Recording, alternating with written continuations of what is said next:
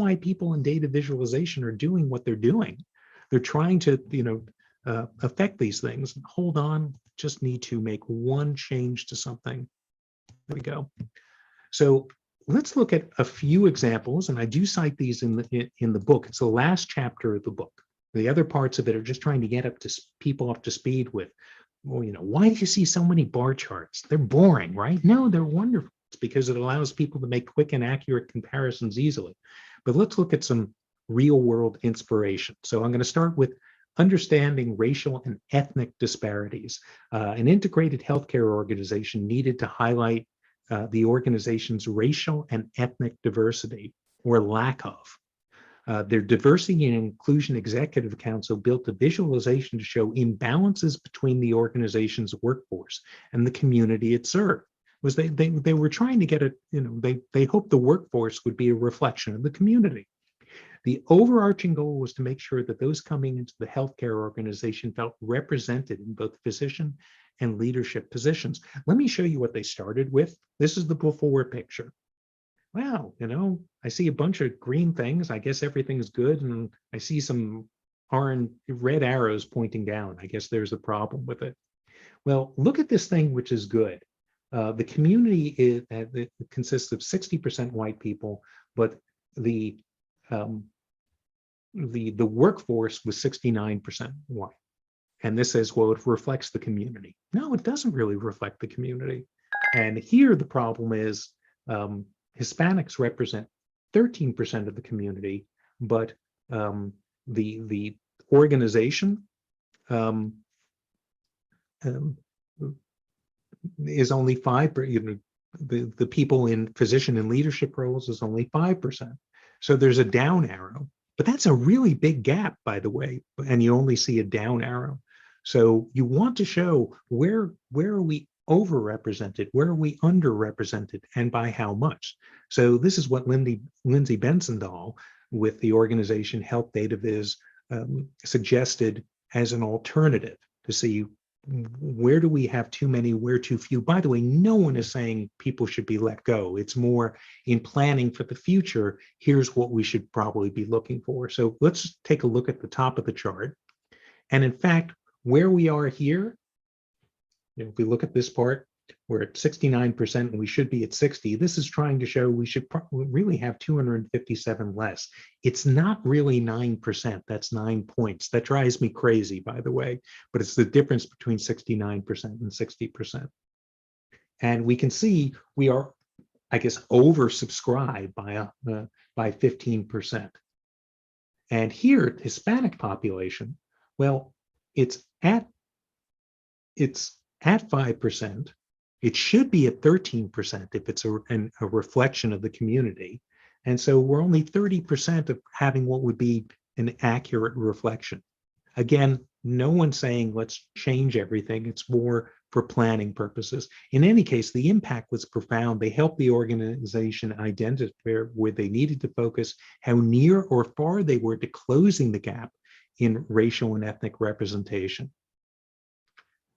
This may be my favorite because it tackles so many common problems in data visualization. Simulp is a French manufacturer that designs technical outdoor clothing. The e-commerce division of the company needed a way to monitor on a daily basis, critical term there, click-to-purchase activity for every product it offers via its website. Most important measures were conversion rate and how much they spent. Don't tune off, by the way, if you're going, oh, we're not tracking commerce. We're dealing with, employees and retention rates and things like that, because there's some serious commonality of how do you show how are you achieving goals? Are you above goal, below goal, etc. So let me show you the original version that they had, which would get a scaredy cat icon, an icon in the book, meaning this is not really terribly useful. By the way, it's beautifully formatted, but there's not a whole lot you can gain from this. And here is the remake from Dorian Benatu from the firm Canonical Size Data. By the way, I'm sure he had to spend 2-3 minutes getting the executive team up to speed. When I say the executive team, this is something everyone looks at in first thing in the morning. It's become a critical piece to them. So let me just focus on the top of this thing and just explain how to read it. And you're going to just see things and go, oh, yeah, we got something like that in our organization. So first thing is, what do these things mean? Conversion rate is 4.52%. And the number of conversions we've had, meaning someone who actually bought something, was 172. And the 3,804 is how many sessions we had. This is not just a bunch of big ass numbers at the top or bands. It's also the color coding. Teal means conversion rate. The pinkish color is the number of conversions, and the gray are the sessions. And that's what we see here. We had this many sessions, and here was the number of conversions we had, only 3.4% of them. And you see that little thermometer chart that's right here? It's barely filled. Compare with this thing. Look at the pink bar. It's almost identical. Number 7 is almost identical to 5. But because there were so many fewer sessions, the conversion rate was much, much higher. So really well done. Here's the second part of the chart, and I'm really enjoy the way of explaining the stuff that's going on. This is hard stuff, and he's done it in a very compact area. Well, first of all, unique purchases divided by how many people viewed the stuff, that's the conversion rate. And you're looking to see, how filled is up is the thermometer. And over here, this kind of a stunning piece of work here. He has a bar in bar chart. How many people viewed the page, how many people added to the cart, and how many people actually purchased it. And then here is the paying for these views and how much is going on. And then I love the little red dot, which is we paid a lot of money and we're not getting a lot of bang for our buck. So that little red dot just screams, look at these things first, because there's the problem. The report had a huge impact. It completely changed the way the company runs its e-commerce business. The CEO, the head of operations, the head of marketing review it every morning. Also, here's the part that I was so impressed with. It's brilliant. Here's something that I'll do in my dashboard design workshops. I'll tell people, hey, how would you show this? Percentage of goal. North reached 95% of goal. South reached 105%. They crushed their goal. East is only 65% of goal. And, well, I would say, this is a bar chart with a reference line is a great way to show it. But pretty quickly, people go, well, wait a second. The 65% of goal. What was East's goal? Was it $1 million? $1 billion? What was North's goal? The huge shortcoming in East, does that have a huge impact on the organization or a minor impact? Oh, well, maybe we should be showing the actuals. So, there's everything normalized to 100% on the left, and on the right are the actuals. Well, that's what Dorian did here. Here are the actuals, and here's the percent of total. So just loved how he did this in a compact space. And I'm mentioning this because if you're involved with data visualization, showing actuals versus percentages and figuring out, well, which one do I show? Well, you may need to show both. I think he came up with a very elegant solution. All right, this one comes from one of my heroes in data storytelling, Cole Nussbaumer-Knaflic, who wrote the brilliant book, Storytelling with Data. And she submitted a case study where, let me explain the situation. There's a made-up pharmaceutical firm, Universa, concluded a marketing study comparing their recently FDA-approved anti-anxiety drug, Mercalax, to their primary competitors. The study included patient participants who had taken both Mercalax and the competitor product for a set period of time. The results showed a marked preference for Mercalax versus the competition. And this is what her client came up with as a slide. And no one understood it. There was a lot of confusion. In fact, a lot of people thought people preferred the competitor. So Cole said, we really need to understand our audience. Who is the audience? And said, well, actually, there are two audiences. One is people who would be sitting through a presentation at lunch, professors, psychiatrists, things like that, who had pretty high opinions of themselves. And the second audience were physicians in their offices who had like at most 2-3 minutes to meet with a pharmaceutical rep. And here are the two different charts that they came up with, including this kind of oddball chart that's on the left. And I always preach, make it as simple as possible, but not simplistic. And here's Cole saying, well, this ended up being what we went with. But let me explain why they went with this, because they didn't just show this. They didn't say, here, obvious, Merkelax, way better, right? No, there was someone presenting live, and the person started like this.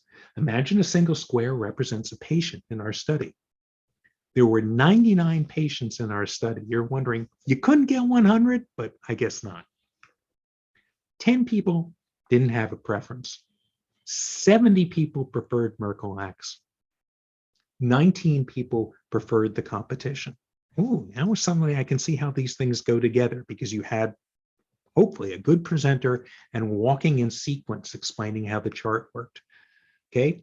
Of the people who liked Merkelax, 34 people cited lack of mood swings, 29 people cited better anxiety relief, 7 people stated preferences due to other reasons, and this is the final resulting slide showing just how much more people preferred this and why.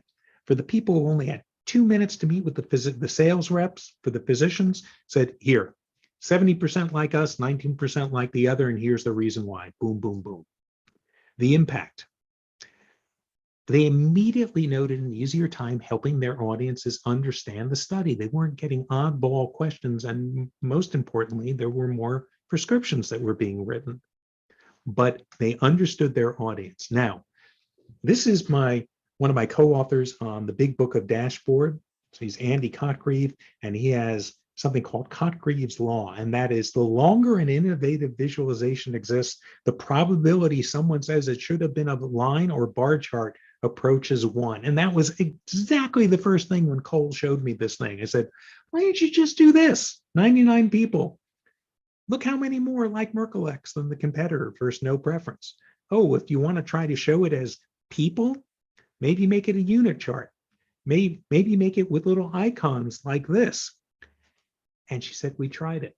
We worked through this, but said, knowing the audience, knowing how they would like the puzzle and how they would like it exposed, they decided to go with the waffle chart, which, by the way, can be really effective. This comes from Lindsay Poulter, showing here's the Fortune 500, that's 500 squares, and showing there are only 5 Black CEOs. So in this case, do I need to make an exact comparison, or is a visceral gut feeling for this going to work? Speaking of kind of a visceral or gut feeling for something, let me show you another example of data visualization completely changing the way everyone in the organization thought about stuff. This comes from Greg Lewandowski. And he was asked to say, hey, show the top 10, show the top 50, the top 25, whatever. And he's going, why are you asking me to do this? So this organization had 50,000 partners who were selling whatever it was that this organization was making. And here was the bar chart analysis. And the way to read this is 9 organizations were responsible for 25% of the sales. 192 organizations out of 50,000 were responsible for 75% of the sales. And he came up with this. Here are all our partners. I said 50,000, I meant 25,000. Sorry about that. Imagine each dot is a partner. There are 25,000 dots. 25% of our income comes from just those dots. 75% of our income comes from just those dots. And we should be focusing on this, figuring out who they are. Were any of these low contributing partners? What did they do to become high contributing partners, et cetera? Now, I can count on one hand the number of times I've recommended doing packed bubbles. So, I have how many times out of 100 should I use a bar or line chart for something eye-catching? Well, I'd say, well, you should probably do it 99 times out of 100. You should do a bar chart. You get my little tongue-in-cheek graphic here. But in that case, the impact was, it was called the jawbreaker. Then the shock and awe it created. It was called the jawbreaker because it was the sound made when people's jaws hit the table below them when they saw this thing. And the reason I have no problem with this type of presentation is it's not important to make an exact comparison. Do I need to see that something is 1,847 times as large as that other versus 1,727? It was more, look how few are responsible for so much. So this visceral versus making an accurate comparison kind of work. Most of the time, I am adamant of, why are you making somebody work hard to be able to make the comparison? Look how easy it is with a bar chart to see this is twice as much as this. But in this case, that was not so important. Some other examples that come up. Can you glean the insights you need from your KPI dashboard? This comes from JLL, which is just a remarkably well-run organization, real estate and property management. And this is what they were doing initially. The item, you're looking at, hey, here are our KPIs. Look, we're doing great, aren't we? Except in that one place. And there's a wonderful expression that comes from Mark Regera, who is a business intelligence expert out of Microsoft, who says, beware of watermelons. What is a watermelon? It's green on the outside, but red on the inside. And in this case, you'd be thinking, wow, all these things are doing really well. Well, are we doing well everywhere? So the item in red, do we miss it by a lot or just a little? And this thing in red, did it just crop up today or has it been there for a while? And there's wonderful green KPIs. Did we crush the goals by a lot, or are there some that are just squeaking through? And while the organization as a whole may be doing great, are there individual regions, countries, cities, individual properties that were gross underperformers? No way you can see from this. So here's the redo of this thing. So let me go to the top of this thing, cite a few things. Okay, first is there are 181 out of 637 non-compliant metrics and 36 out of 187 non-compliant countries or territories, right? Let's see what we've got here. Here's the goal for metrics 16 and 17. You want to be at, looks like roughly 90%. Hey, crushing the goal. Here's the goal, this dotted line for the other metrics, crushing the goal. Here's the goal over here for metric 22 and 23. You're below goal. That's why it's in orange. I can see what the goal is, and I can see that it's below. And here's an example of something that's really below. And this is showing a longitudinal view. It hasn't always been below. The first 3 months that we've been tracking this, it was fine. It then dipped down. Then it dipped down a lot, but at least it's bouncing back up. And over here, well, wait a second, metric 20, that's a blue dot. Everything's fine, right? Overall, it's fine, but if you drill down, you'll find countries or regions or territories where there are in fact problems, and you can see immediately where the problem is. And the impact was amazing in that it's the embodiment of what good data visualization is about, finding insights that would otherwise be hidden and the time to insight. Here we not only see that there are shortcomings, but a few clicks will tell us exactly where the shortcomings are. What used to take hours now takes just minutes. Couple of other ones. How do I get from Raleigh-Durham to Seattle? A colleague of mine was tasked with airline tracking revenue for various flight segments. And in particular, this organization was really interested in how do people get from Raleigh-Durham to Seattle. This comes from Nelson Davis. And this particular airline doesn't fly directly from Raleigh-Durham to Seattle. And they had this bevy of 11 by 17 spreadsheets that they would put up, and they said, well, we want to have everything in an interactive dashboard. And we said, well, this is just a bunch of numbers. Humans are not really good at looking at a bunch of numbers. why not show this stuff on a map? That's what he asked. He said, we tried a map, it didn't work. Please don't try making a map. That's because the only map they created was just like showing points on a map, not data that was meaningful to people. So he showed them a chart that looked like this. Well, actually, yeah, it's a flow map, but it's a useful flow map, not this kind of strange thing from chronicling a military campaign from 1812 to 1813. It was showing here are all the routes to get from Raleigh-Durham, and the one through Atlanta, the revenue generated from that is larger than all the other groups combined. And it was seeing the thickness of that segment and how much revenue that's being generated when, oh my God, we never really got this before. We didn't realize how important that is to our business.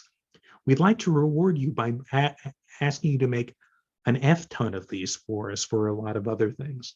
In any case, you get the idea of what the impact was. They didn't see the thing before, they didn't get it, but now it hit them in a way that had them appreciate just how much that was, and appreciate that a whole bunch of numbers are very hard to parse.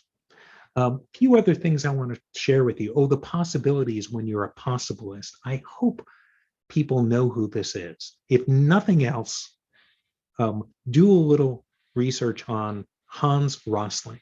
He was a Swedish professor of global health who, using data and stunning visualization and a ridiculous homespun charm, changed the way people understood the world. I first became aware of his work when a friend showed me his TED Talk from 2006. It's one of the top TED Talks ever. If you've not seen it, I encourage you to watch it. It's one of the most viewed TED Talks ever. So really, if you get nothing else from this, Hans Rosling. The other is a wonderful book he wrote called Factfulness. Rosling describes himself in it as a possibilist. And he says, people often call me an optimist because I show them the enormous progress they didn't know about in terms of child poverty, education, opportunities for women. But he says this enormous progress, and about calling him an optimist, that makes me angry. I'm not an optimist. That makes me sound naive. I'm a very serious possibilist. That's something I made up. It means someone who neither hopes without reason nor fears without reason, someone who constantly resists the overdramatic worldview. As a possibilist, I see all the progress, and it fills me with conviction and hope that further progress is possible. This is not optimistic. It is having a clear and reasonable idea about how things are. It is having a worldview that is constructive and useful. I want to show you some examples of this within business. This is your typical consolidated income statement. It's the way people report how a company is doing. In this case, for a 3-year period. This is the consolidated income statement for Alphabet Inc., the parent company of Google. A colleague of mine in Germany, who is a professor of accounting and finance, finds this so frustrating. He wants to make it easier for people to understand just where's the money coming from? Where's it going to? Just how profitable is this organization? By the way, Alphabet is insanely profitable. And he's doing it not just for his fellow finance people, but also for the people who aren't as adept with it, and came up with this. And I walk people through the book how to read it. And it's a brilliant way to get a sense of where's the money coming in, where's it leaving, how much, etc. One of the most frustrating things for anyone I've ever spoken with is trying to understand my cholesterol. Is it good? Is it bad? Am I really high? Am I really low? What's the good? What's the bad? Etc. This comes from now a dear friend, my fellow Chartchatian and the executive director of the Data Visualization Society, and also the senior data visualization lead at Excella. After her father had a second battle against kidney cancer, McCulloch decided that she should admit to the genetic test and discovered that she, like her father, had Lynch syndrome that puts her at greater risk for severe different types of cancers. The lab results she received were presented in a table like this. By the way, her physician just sent it to her without calling her. She fired the physician. with this because she got bad news. It should be, hey, I need to speak with you about this. But here's how she said, well, how do I visualize this? And was trying to show, well, here's where the general population is, and here's your risk, which is, quite a bit more pronounced. If you're wondering why is the range so high, Lynch syndrome is pretty rare, so they don't have a lot of data with it. And I got excited about this of seeing, oh, where is my dot compared to everybody else? Where am I within the range that I should be? And this is so easy to do. It just drives me nuts that health reports, lab reports don't do things like that. It drives me nuts also that you get your lab results by fax. It's just the stupidest thing imaginable. Another thing that I saw comes from Katie McCurdy from Pictal Health, and this is just stunning, and so much so that I've taken advantage of it for one of my family members.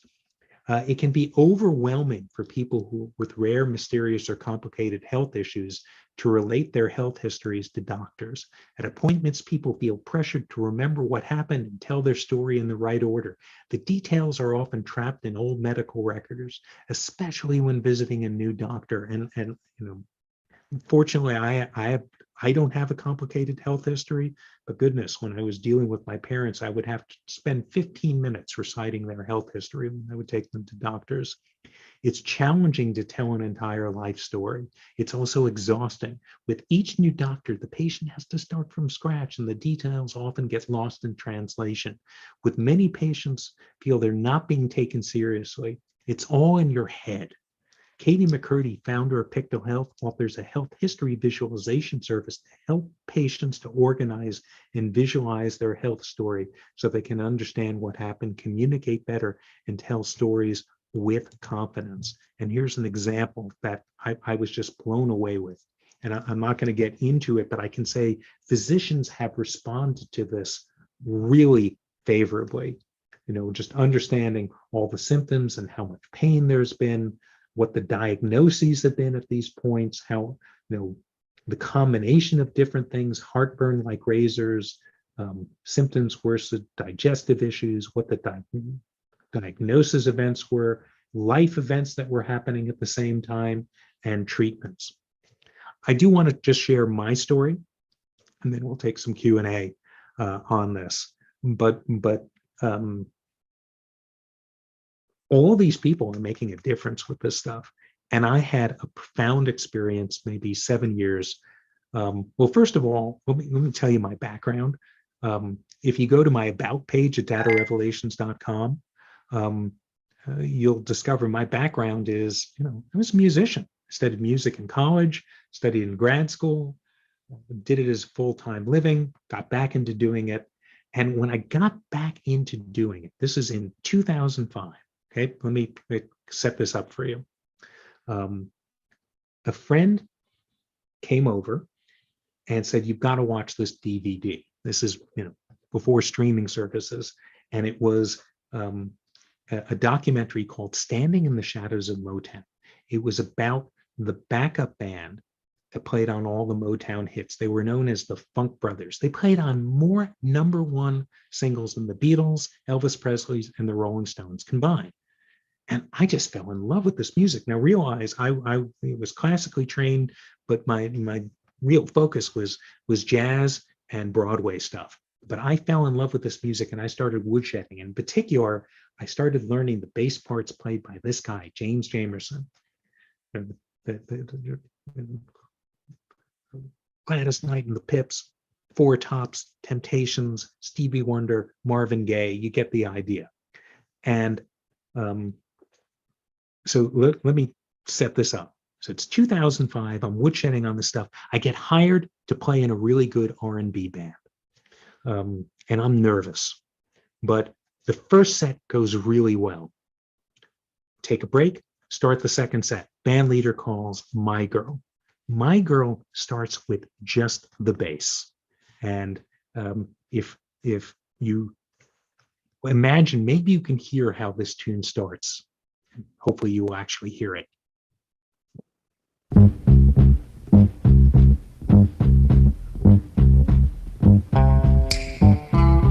Okay. I'm dying to hear the rest of that, but we need to move on. Hopefully you did hear that. If you didn't, well, you should know it. Boom, doo, doo, boo, doo, doo. And here's what happened. People went nuts.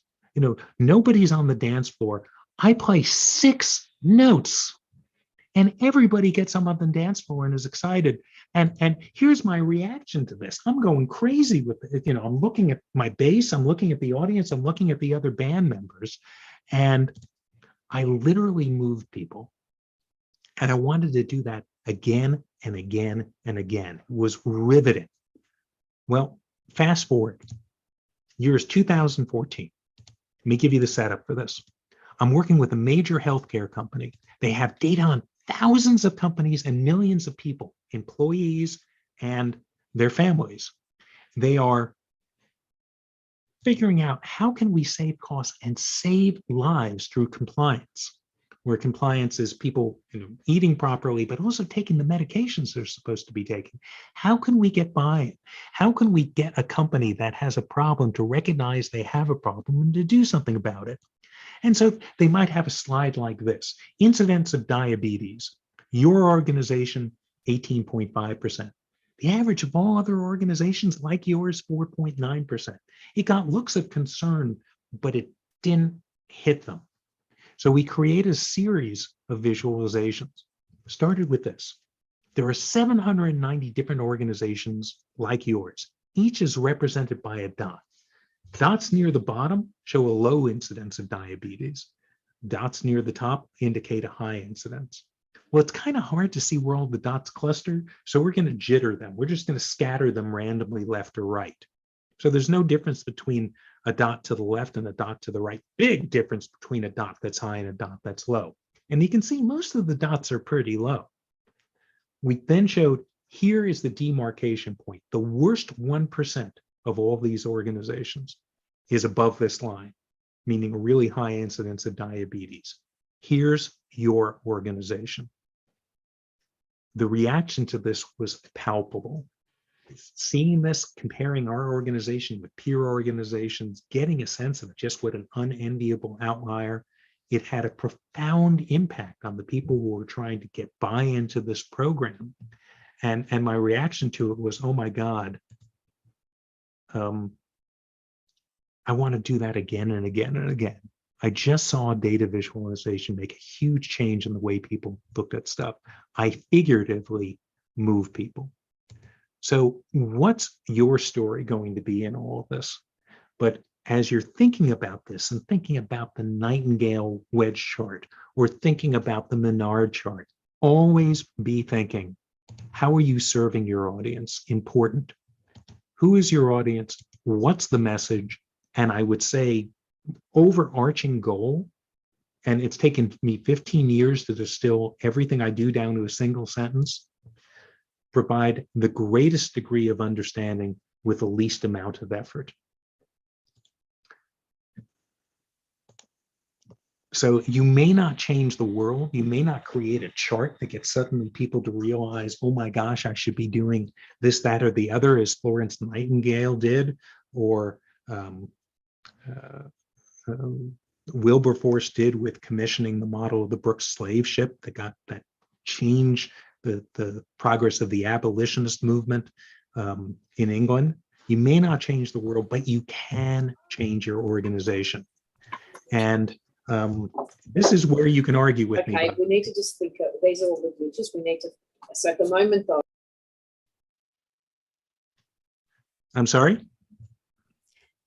All okay. Sorry about that. That was a unmuted line. Oh, okay. In any case, here's where you can, if by all means, email me, say, hey, that was great, or no, I disagree with this, or have you seen this other thing? My Twitter handle is there. And if you are interested in the big picture, which this is essentially the last chapter of the book, you can go to bigpic.me and you can download a free sampler. And of course, there are links to where you can get it on Amazon and the like. So bigpic.me, but would love to continue the discussion with people. I'm particularly interested in hearing how you're getting your organization to be a better run organization using data visualization. And with that, I will stop sharing. We can open this up to Q&A. So while everybody's thinking about the questions, Steve, many people are asking if the slides will be made available. I can't make the slides themselves available. I can certainly make a PDF available. And I'm going to say, well, you can just buy the book. No, you don't need to do that. I'm happy to make the PDF available. That would be wonderful. And Steve, while I would not ask you to plug in that way, I will admit that both for Cole's book and for this book too, the physical version of this I find to be very helpful and powerful too. So as I think about, I use books like this particularly with analysts or folks who are just getting acquainted, or just people who need a new view and visual for it. So it's not all the time that I like a dead tree, but for those of you who are so inclined, and if you hear this too, is do it this way. You get a real kind of tactile view. I don't know, Steve, if you agree with that, but it really feels it. My problem with electronic versions of data visualization books is you'll be reading text and it will say, well, as you can clearly see in figure 4.7, and go, well, crap. It's assuming a 2-page layout. Here I am on the left page. Right. Where's and then you have to go to where the visualization is and go, okay, well, where was the text that was just referring to this? So that's one of the frustrations. I wish the Kindle had a 2-page spread on it, on these things. People want to read it online, but I do tend to data visualization books. They're not don't work quite as well in electronic format. Yeah. But if you do want to get a taste for the book and the feel for it and the informality of it, you can download the e-sampler.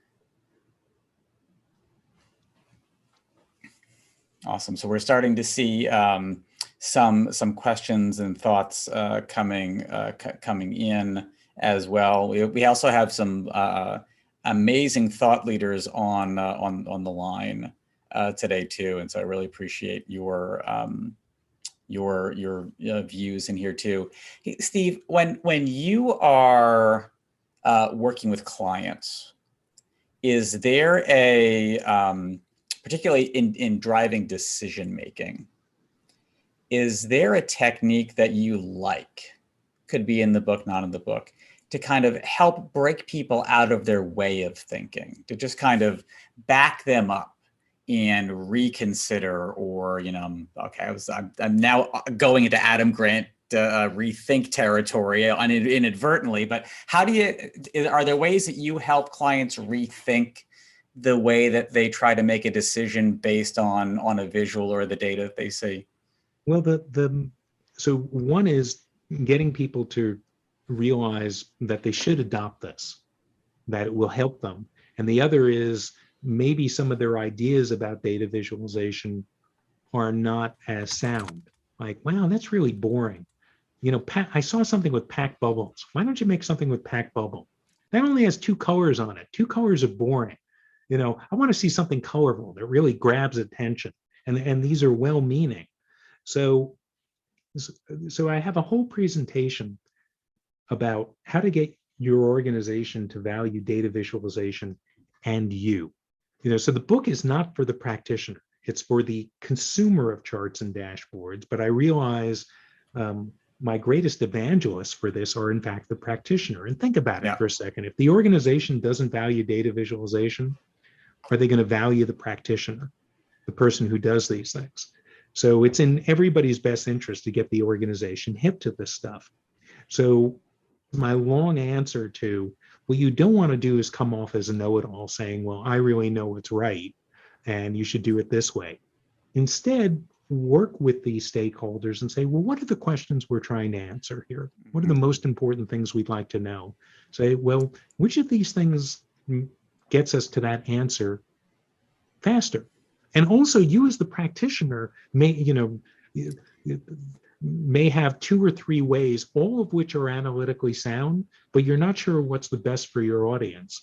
So asking the person who's going to be using this thing you're making, saying, hey, I want this to be really valuable to you and get to the answers that you want. I've got 2-3 different ways of showing this. Which one works best for you? Let me, and is this helping you see the things that you need to see? And now your stakeholder becomes a collaborator in this, and they have kind of a sense of authorship in it. And there's the whole chapter in the book devoted to the stakeholders becoming collaborators, because until 5 years ago, I thought that was a horrible idea. You shouldn't have a committee trying to make a dashboard. There's an old saying that many of you may have heard, that a camel is a horse designed by a committee. But I've seen some of the best dashboards come from when the stakeholders are working with the dashboard creator, and the stakeholder is hipping the person who's making the thing to what they need and why, and the dashboard person, the data visualization specialist, is helping educate as to, hey, I want you to be comfortable with bars and a reference line. I want you to read it and recognize how useful that is, and you don't just dismiss it. That's a 10-second tutorial, bar and a reference line. Some of the other things you create, a waterfall chart for showing churn in an organization, that may be a little bit harder. But now your stakeholders kind of really appreciating what you're bringing to the table. All right, thank you for that. So I see some notes coming in. So Mark is kind of interested in interactive animation versus static visualization too. It's a broad question, but are there times when that is truly useful versus eye candy in your mind? Oh gosh, no, I think it can be incredibly useful. And there's something ironic about, in the book, I'm talking about the importance of dashboards and interactivity. And I think organizations would be better served if they clicked more and printed less. Said the guy who has a static book that he wants you to buy and not the e-version of it. So there's something which is horribly hypocritical about it. But there can be wonderful things about a well-curated document or well-curated presentation. Oh my God, this was amazing. But now, gee, I have additional questions that your well-curated presentation didn't answer. I want to click and explore more because you did such a good job drawing me in. Animation, look, we've seen it used well, we've seen it used horribly. Transition effects can be amazing. It can be like another pre-attentive attribute. If I have a whole bunch of gray squares and one square is blue, you're going to see the blue square immediately without thinking about it. When I apply a filter and I see nothing moves except this thing, you're going to see that immediately. So that type of subtle use of animation can really help drive something home. So it's a wonderful tool, and if you use it effectively, it can be great. So thank you for that. And let's stay on color just for a moment. And Michael has a really great question here is, have you looked into some of the neurocognitive effects of particular colors and shades on decision making as well? So Michael is citing Nike and ASICS and some of the work they've done there. But have you noticed anything about specific colors and palettes? I actually appreciated your segmentation of different types of color use in the book. As well, so kind of gradation versus variant, but any light that you have there? So there are people who've gone way beyond this and the psychology of it and the feel of it. I am not as well steeped in it, but really in data visualization, simple, straightforward dashboards. There really are only 5 ways that you can use color. So I show, here are the 5 ways you color. This is everything you need to know about color. And when I'll do a presentation, I'll show a keyboard that has 12 notes, and here's everything you need to know to compose music. I'm oversimplifying a little bit. So some of the examples that are cited here, some people are way more steeped in this, which is, well, not only do I want people to see something, but I want there to possibly be an emotional component to it. I don't get into any of that. It is more categorical, sequential, divergent, highlight, and alert. And also I saw somebody, it's a little hard for me to try to focus on the answer and also see the stuff that's skimming through, but depending on the statistics that you read, there's a problem with classic traffic light colors that roughly 1 out of 10 men, certainly in Western culture, suffered from red-green color vision deficiency. And the red looks exactly like the green. So, well, what do? Well, I'm a New York Mets fan. Use blue and orange. Come on. Works great. Or if someone insists on using the red and the green, you can modify them so that they become two totally different colors. Darken the red, lighten the green, add a little blue to the green, and they'll suddenly read as two totally different colors. So I'm more involved with those type of things rather than the psychological aspects of it. And I'm realizing, well, data viz expert, you probably should know more about the psychological aspects of it as well. So I'll look at some of the links that have been mentioned here. Yeah. Well, as a former employee of a large ad agency, it was drilled out of my head very early on by the creative department that I know nothing about color. I should go to school if I'd like to know. Too. Yeah, the other thing that does drive me nuts is, Jeremy, is when you're said you need to use the corporate color palette in every dashboard that we make here. And I should find the link to it. A colleague of mine has come up with, well, here's how you can generate something that works well, that's based on the color palette.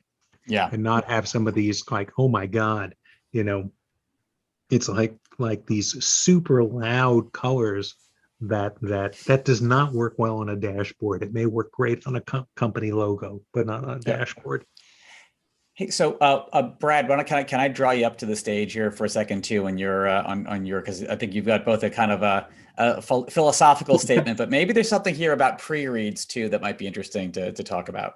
Yeah. So in those of you that know me know that I used to lead people analytics at BMS, and now I'm in a role where I regularly find myself in front of the LT and occasionally in front of the board of directors, or at least the content I work on. And what I find typically is charts are powerful, but a lot of that is like preparation analysis to the point you want to make. And what I find many times is it gets ultimately boiled down to like, here's the insight you need, now let's get in the conversation. And so the charts and visualizations or work finds themselves in the appendix or in a pre-read, which doesn't get discussed actively in the room. In other words, people read it, but then you kind of quickly go to the insight. So it's really just preparation to validate the insight or whatever you're going to discuss. So I guess my generalized question is are we doing it a service by not being more actively engaging in that visual to kind of drill home the point and make sure everyone understands it? Because in a way, we're leaving it up to people understand what I put in front of them, right? Because it's not active in the room. And so it kind of goes back to the point you made earlier around, are we preparing the people that are getting the charts to understand what they're receiving and make sure they can interpret it correctly? And I don't think it's a big investment we make the C-suite. I've never had a conversation with that level around how to read the analytical content we're putting in front of them. There's a bit of a assumption that they can consume it. So it is kind of a rhetorical question a bit, but also maybe a challenge to say, who are the visualizations for? And if we're looking to have greater impact, how do we have greater impact?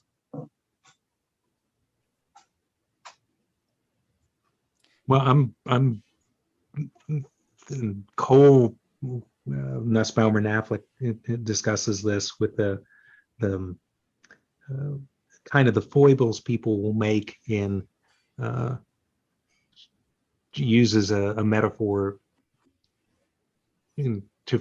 someone has found something really noteworthy they want to share either with the C-suite or somebody else, and they have to shuck a lot of oysters to find a pearl, and they somehow feel they need to show everybody all the oysters they shucked as opposed to just the pearl. Brad, I think you're suggesting maybe that pearl is shared in the pre-read. I'm curious about that. Are there pre-reads? I've heard a lot about how Amazon conduct its meetings. Everybody shows up and they start with just reading stuff, as opposed to coming into the meeting prepared. They do memos, right? And whereas we do a PowerPoint. I mean, same concept, right? But if the people know how to read those charts already, well, then that's fantastic. That's kind of my goal, is that they come in with a baseline understanding of these things are going to help them, and they don't need coaching on how to read a bullet graph or something Right. like that, or they're not they're not, you know, they understand the scatter plot that you're showing them and something like that, and they're not recoiling from it. And one would hope that executives can all read these things, but I would argue everyone in the organization should have this level of graphicacy. It's a, you know, Steve, it's such a great point, particularly on the kind of on the role of the narrative in pre-reads, particularly too. So where we can with good faith be able to tell the story up front. Just write the story up front and let the graphics do their job in the room or live in an interactive forum too. So I mean, our team has heavily moved away. We have not broke the PowerPoint addiction quite, but I would say we've broken at least 2/3 of the venues so far where we're just showing data live and we're going to dashboards live and we're able to have the conversation so that we don't have to ever say, let me get back to you on this as well. We'll work on that. But do you have a thought on kind of those use cases? Yeah. Well, I do, and also think by the way, here's something that may be controversial. I think it's fine to have a really boring dashboard, right? The presentation based on that dashboard should be riveting. You know, great, you know, and if you have nothing riveting to share, don't bother to share it. That's one of the things when I'm dealing with workshop attendees or clients and they'll show me their work and I'm going, well, question for you. I'm looking at this thing and I can't tell, should I be celebrating or hyperventilating, you know, right now? And if I should be doing one or the other, you have not conveyed that I should be celebrating or scared to death. And if I shouldn't be doing either, why are you even showing this to me? Is one issue. So I don't have a problem with a dashboard being boring, but a presentation, yeah, you want to create something which is really good about it. The reason I love having a dashboard at the ready is someone asks a question about a different region or a different area or a different product group that I didn't address in the PowerPoint deck. And I've seen so many organizations make 500 slide PowerPoint decks that has every permutation with every filter and every product group on it, rather than having this, oh, here I can, you know, here are the things I thought were most important to you, but we can answer any question you want on demand. Excellent, thank you. Any more questions, thoughts? This can also be data therapy as well. That's okay. We've all had those moments too. Someone actually did recommend this as a friend of mine, that we should actually open a new branch of analytics just called data therapy. It's how you then sit with an end user and coach them through the acceptance of the finding in which you've done, in the same way that you would do another kind of coaching in other ways. I'm just curious, how do the are pre-reads working in your organizations? Or is that read it when you show up for the meeting, a la the Amazon, which strikes me as nuts, but what do I know? Yeah. Speak to ours, but you want to go? Yeah, well, you know, so Brad and I and a few of us on the phone that are from pharmaceuticals will share this. There's a grand tradition in pharmaceuticals of the pre-read, and I think it actually stems from research, where every night, kind of core researchers in discovery science, they will read, some of them will read hundreds of papers a night as well. So it's almost a tradition of, what is it that I'm reading tonight? What am I scanning through? What am I digesting in there too? And that is somehow, I don't know, Brad, if you agree with this, but it's somehow bled into the culture of many pharmaceutical companies as well. So these kind of pre-reads kind of stem from this kind of other researchly behavior. What I think, we've had a bit of a reintroduction of pre-reads, but it's oriented around improved decision making. And so part of it is, if you have to, it's similar to what Amazon does. If you have to put together a coherent argument and you clarify the decision you're trying to make, and you think about creating a pre-read that supports the data and the information needed to make that decision, you're more prepared coming into the conversation. And if you prepare people in advance with the data you need to make the decision, and the decision you're trying to make, then you can come in the room and make the decision.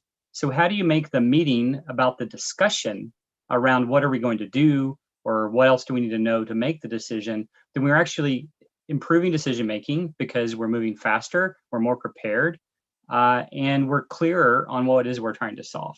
And so in a way, we've gotten into tighter pre-reads. Pre-read does not mean I'm going to send you 100 pages content.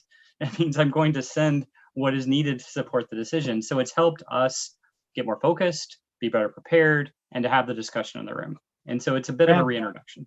My question is more about the real-time read.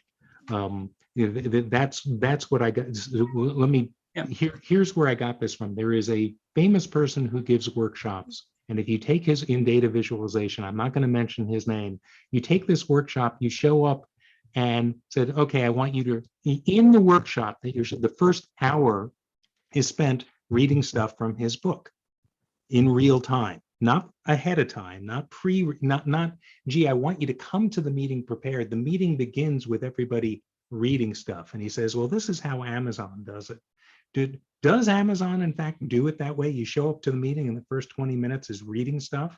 Or is there, no, we want you to come to this thing prepared and be, to debate and discuss these things. We come prepared. I had read that Amazon does that. I don't know if other people will do that. Right. Prepared meaning you've read it the night before and the meeting begins. The assumption is, hey, we're grown-ups. We've read this thing ahead of time. And this pundit says, no one reads the stuff ahead of time. They read. I was really put off by showing up to this thing and starting off by reading for an hour. I got to tell you. Our culture, people read it. We give it in advance. It's not just the night before, because then you risk that it doesn't happen, right? So it's a couple days in advance, and usually the deck that's presented in the room is not what people read. It's an abbreviated version. And so if you haven't read the deck, there's no way you're going to be able to participate. And what we find is people do, it's obvious. Look, it's obvious when people read the content or not. That makes sense to me. Okay. Hey, excellent. Jeremy, maybe something for us to discuss another time. I'd love to know how you got rid of PowerPoints and how you've moved towards that. I think it's a challenge for all of us. I think we all know a lot of work goes into those. Yeah. And I think where we've gotten away from is the perfect PowerPoint, right? And I think in pharma, we almost we have this whole marketing piece where I had to be as buttoned up as the commercials you see on TV. Sure. And I think we've all moved away from that, but it sounds like you've had even more success in moving further away. It is hard, but the advantage of online systems has one of the nicest phrases that someone had said to us recently is they had one of our systems up where we were showing some analytics just live in an environment, and the business said, "Oh, I wish we had that for our core business." That was a good moment, because at that moment, then that HR front ran the organization too. That was nice. So we could definitely talk about that. Hey, Jeremy, I'm going to copy a link into chat. No, it's the birthday thing. There you go. Saying, the hey, I'm not pulling your leg. It really is. And let me just find where it is. Got it. All right. So people are going, man, I don't believe this. Yeah, that January 4th thing seemed really sketchy to me. I don't buy it. Here's the visualization and argument for it that you can click and read at your leisure. Awesome. Thank you. So any final questions, thoughts for Steve as well? Guys, thank you. Well, first, Steve, on behalf of all of us, and you've seen this in the chat too, thank you so much for spending some time with us as well, particularly during the book rollout too. And the thing that I would ask for all of us is that if you are so inclined, it is definitely a worthy buy, and spread the word on LinkedIn and all the other social media. If you TikTok, go and TikTok it. I'm sure that analytics is one of the hot trending topics in TikTok, I hear. Too, if you're with Twitch, if you're a Twitch streamer on the side as well, too, I'm sure there's a venue for that too. We should make analytics for Twitch as well. As always, it was a stimulating conversation. Thank you for spending some time with us. Jeremy, thank you so much. Appreciate it. I do tons of these things. Both times I've so enjoyed this group. Oh, good. Questions and engagement and the type of the way you look at stuff really fascinates me. Awesome, thank you. We love that, and you're welcome to stay around, or please enjoy your night as well. Too. One thing that I did want to promise as well is anyone who has open jobs that they want to advertise for in here, the link, you can use the chat here, and or Stella, if you would like, could you post the chat to the to our Slack channel as well. So if you are looking to be found or you're looking to find someone, there are, I don't know, a couple thousand people now, I think, in that Slack channel that are semi-engaged, minorly engaged in this work too. Use them and use this community to help further your own career as well. So that's in place too. Stella, any further announcements too? I think we have not announced yet the next session, or when we will try to do something in person in the Big Apple. I do have a quick question, because I know this is not going to be a representative sample, but it's good enough. Would anyone benefit from having just a networking session where we come and would put people through some breakout rooms for each one of us to get together and learn a little bit more about each other in a spirit of networking? I know it's virtual. I know it's not the same, but we'll encourage everyone to bring a drink and do a little bit of a rotation. Would that be helpful? You got some thumbs up. I see. And too. By the way, that's the analog icon. Those are the analog emojis. So great. okay. We can organize something, maybe have a little bit of a working session and then networking, spend more time on networking, because we miss those connections, meaningful connections that we form at the live events. So, okay, we'll look at times later in the summer. Awesome. And so with that, guys, thank you so much for spending some time with us today. And for those of you listening to the recording, well, like I said, the recording is done on there too. Take care of yourself. Please stay well, and we will talk soon. Take care, everybody. Thank you. Okay, bye. And hello, Choo Choo.